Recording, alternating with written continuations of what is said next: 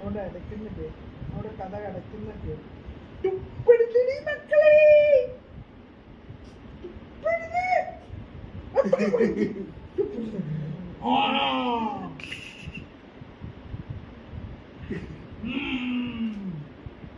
നീ ഒന്ന് വെക്കാൻ ഞാൻ കണ്ടുപോയി. നമ്മളെയൊക്കെ കുഞ്ഞിലെ ഇങ്ങനെ കഴിപ്പിച്ചിട്ടുണ്ടോടാ? വേണമെങ്കിൽ കഴിച്ചിട്ട് പോണോന്നല്ല പറയാറ്. ഇപ്പൊ ഒരു പിച്ചു ഇടിയും തൊഴിയും ഒക്കെ കിട്ടും. ഇപ്പതാ കൊഞ്ചിച്ച് കഴിക്കണ് കൊച്ചുമോളെ.